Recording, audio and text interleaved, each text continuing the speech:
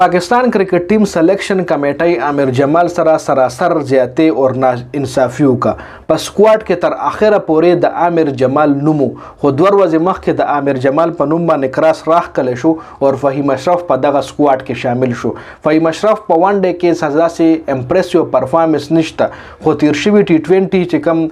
بي پی ایل کې زبردست پرفارمنس ورکړ د टी20 په پرفارمنس باندې فهیم اشرف په سکواډ کې شامل کړل شوی دی. आमिर जमाल په خپل انسټاګرام باندې دا یو ټویټ هم کړو چې بیا ډیلیټ هم کو دی کې مطلب خپل چې کم د زړه بړاست هغه وکړل دي خو आमिर जमाल سره سراسر زیاتې شوی دي نا انصافي شوی ده اور دې کې فهیم اشرف باندې ډیر خلک تنقید کوي چې دا شفارسي کې لړې دي خو زه دا حیران یم چې د کم ځای کې تعلق ته چې په عین موقع باندې دومره غټ ټورنمنت کې دا پړو میدل نو شو دي نمخ کې هم سو زله د فهیم اشرف نوم په عین موقع باندې په سکواډ کې ورچول شوی دي او یو اهم کلاړي یو ډیزروینګ کلاړي د ټیم نه ډراپ کړل شوی دي. اوس आमिर जमाल شو اسامه امیر شو در دې مطلب دا الراوندران چې کومه دای زیو او دای کراس کړل شوی دی او فهیم اشرف په سکواډ کې ورچول شوی دی 2 ورځې مخکې صرف 2 ورځې مخکې یو پرچی راغله پاکستان سلیکشن کمیټې له چې فهیم اشرف غوړې په سکواډ کې ورواچوي نو د आमिर जमाल په نوم باندې د پاکستان سلیکشن کمیټې کراس راخ کو د سکواډ نه بهر کو